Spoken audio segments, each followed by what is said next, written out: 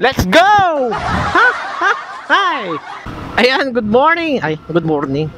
Good afternoon pala. Ayan, good afternoon mga bossing natin dyan. At welcome back, Marlac Moto. Ayan, so medyo matagal tayong nawala na naman dahil hindi tayo makasingit sa trabaho natin, ano? So hindi naman tayo full-time vlogger, pero kailangan pa rin nating mag-vlog. Ayan, para at least hindi naman mawala yung pinaghirapan natin mga bossing natin dyan. Ayan, so ayan, kamusta? Ayan, kamusta ang bawat isa sa atin? Sana ay nasa maganda tayong kalusugan at nasa maayos tayong pangangatawan. Ayan, ang oras ay 4:02 na ng hapon. At tayo ay nandito sa may Alaminos, Pangasinan. Ayan, at tayo papunta sa may Bulinaw, Pangasinan para magkape. Ayan, so ayan, so magkakape lang, pupunta pa sa Bulinaw. Ayan. So kasama natin si Commander-in-Chief natin, ayan, at si Betchesa na nasa likod. So medyo madilim ang kalangitan, baka bumuhos ang ulan, wag naman sana. Ayan. So magpagas muna tayo dito sa sinasabi nilang pinaka mababait na staff na gasolinahan sa Pangasinan, ang Centrum Fuel. Panalo ka sa Centrum Fuel, panalo ka. Ayan, so tignan nga natin kung talagang napakabait nila. Unleaded, 100.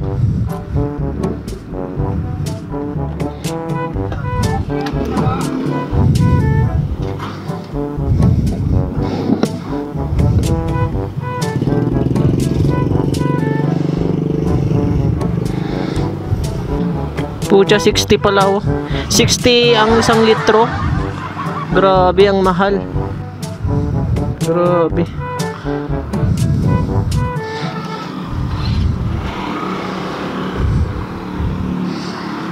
So ayun na nga, at tapos na tayong magpagasolina mga bossing natin. At ako ay nabigla dahil 60 pesos na ang 1 litro pala. Ayan. So ang ganda ng tanawin, no? Grabe, ang taas na ng gasolina talaga. Hindi man lang umabot ng 2 litro yung 100. So tulad ng sabi ko mga bossing natin dyan, tayo ay pupunta ng Bulinaw, Pangasinan. Medyo banda rito lang yung pupuntahan natin, sa may bungad lang ng Bulinaw, kasi nandoon yung kapihan na pupuntahan natin ngayon. At yun, maganda yung concept nung kapihan na yun kasi nasa along the highway lang siya, and then good for yun sa mga motorista, mga riders na katulad natin, no?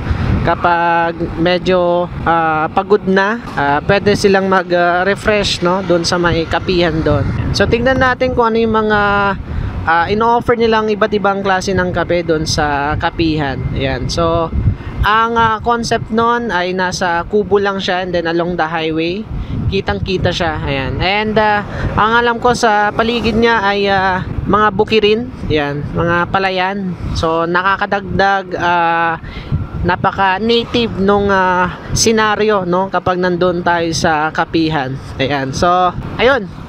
Samahan nyo muna ako sa biyahe natin, no?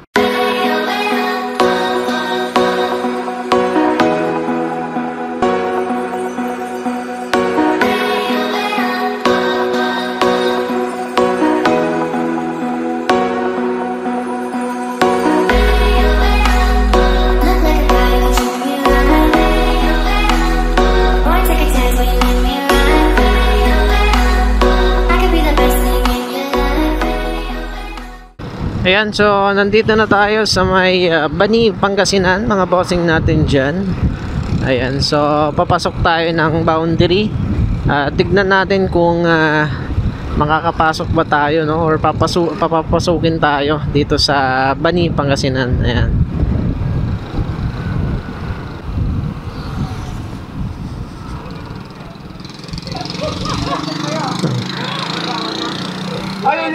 Sir, Bulinaw lang po. Kakapi lang. Sa may Alaminos lang po. Sige sir, thank you. Ayan, so pinapasok tayo mga bossing. At taga Alaminos lang naman tayo. Ayan, so wala silang hinanap na mga requirements. Unless siguro sa mga taga NCR, ayan, at mga ibang taga-lugar, ayan. So hahanapan sila ng mga requirements, no, para makapasok sila dito sa boundary ng Bani, Pangasinan.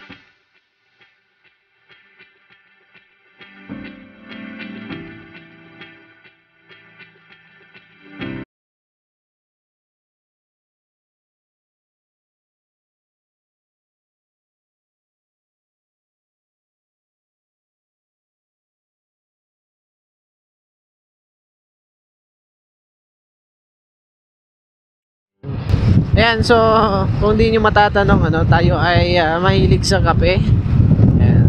Kumbaga, kung siguro may grupo ng mahilig sa kape, talagang kasama tayo doon. Ayan, dahil hindi ko matiis or hindi ko maatim na hindi magkape sa isang araw. Ayan. So nandito na tayo sa may bayan ng Bani, Pangasinan, ang home of pakwan. Ayan, napakasarap na pakwan. Ayan, so talagang kaliwat kanan din ang paggawa ng kalsada dito sa Pangasinan. Mapapansin mo sa buong Pangasinan may ginagawang kalsada. So kailangan nating habulin yung oras. Ayan, para dapat medyo maliwanag pa naman. Nandun na sana tayo, no, para ma-enjoy at makita rin natin yung kagandahan ng lugar mismo. Yan, syempre kapag madilim na, hindi na natin gaano ma-appreciate yung lugar. Ayan. So, medyo malayo pa to. At samahan nyo ako, mga bossing natin, sa biyahe natin, no?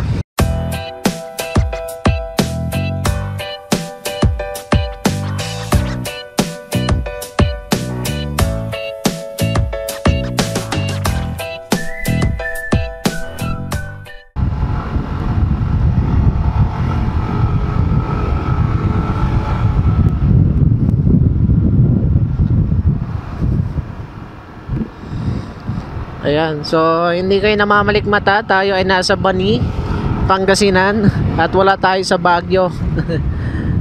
Pero napakaganda, no? Ito yung isa sa mga makikita nyong mga tanawin dito sa Pangasinan. Ayan. Ang ganda ng pagkakagawa, no? Ito ay para hindi gumuho yung lupa, no? Dahil kapag medyo tag-ulan, yan, syempre lalambot yung lupa diyan. At pwedeng magka-landslide. Yan. So para at least may humawak doon sa mga lupa.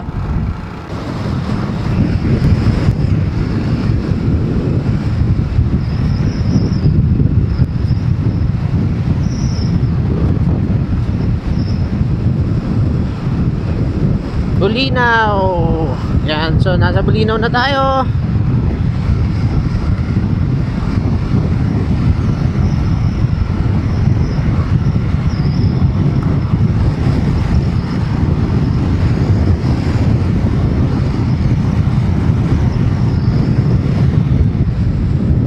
And ayan, so nandito na tayo mga bossing natin dyan. So ito yon yung sinasabi ko.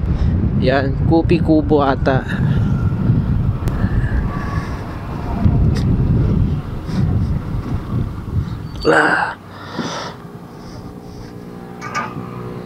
Ayan, so nandito na tayo sa may, ano nang pangalan niya? Topico. Kupi Kubo. Ayan, so dito sa may Bulinaw na to, ano ate? Ayan, dito sa may Bulinaw. Kupi Kubo. Ayan, so nandito si Pichesa. Hi! Subscribe kay Pichesa, ha? Grind lang ng grind pero walang upload. Wala pa akong subscriber.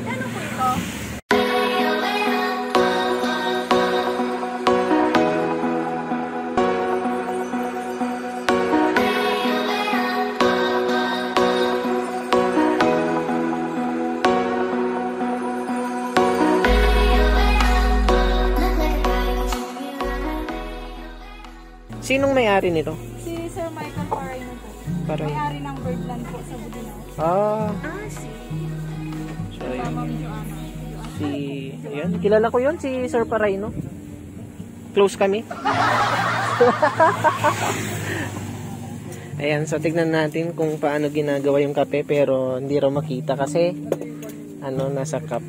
And then, ano na lang ng tubig. Yes po. Ay, nang mainit. Akala ko dun pa, further pa nung Bulinaw. Dun, Sa Sambales meron na din po. may ganito. Ayan. So, meron silang franchise sa Sambales. First impression mo, Bichesa? Kung mga pa low-key pa lang naman kayo na gusto yun ng low-key, kagaya namin mga low-key, ayun, better try this sa Coffee Kubo, located here in Bulinaw. Ayan, near the boundary of Bani. Ayan. Ayan, so nandito tayo ngayon sa may Coffee Kubo. Kubo na may coffee. So maglalagay tayo ng stickers para at least matatakan natin yung place. At yan pa yung mga subscribers natin. Galing na dito si Marlak. So medyo pasikat na tayo. Pasikat tayo. Saan? Nauna kaya si Bichesa? Ayan, dito na lang. Ito oh. Ayoko nga. May sulat.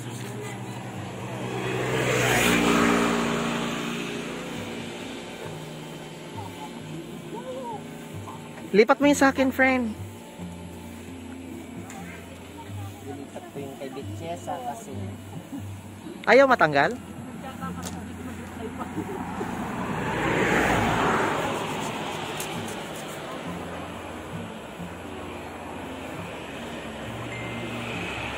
ayan, so success. Nagigit na natin yung stickers. May malak mo ako at yung Bichesa na pangit. Yan, so try na natin yung mga kape dito. Okay, ayan. So tapos na kami nagkape dito sa Coffee Kubo, ayan. ang kubo na may kupi. Bago yan. So, napakasarap ng mga kape dito. Lalo na yung una, Vietnamese, yan. Masasarap talaga mga Vietnamese. No, coffee. Yes. So, sa mga gustong, sa mga addicts sa kape, ayan. So, ini-invite namin kayo na mag-drop dito sa Coffee Kubo. Ang kubo na may kupi. At, ayan. At Swindler. Ayan. So, ayan. Maraming salamat lalong-lalo sa mga Nag-assist sa Ayan, atin. mga- Say hi naman, te. Napakabait po nila. staff. Si Sir Paraino. Ayan, mababait yung mga mga staff nyo dito. Approve. Ayan, so maraming salamat. Please like, comment, share, and subscribe. Kung di pa nakasubscribe, pati dito sa pangit na to. Please subscribe kay Parang Bichesa. awan nyo na. Ayan. Bawa na kayo, hindi umuusad yung subscribers ko. Ayan, so thank you.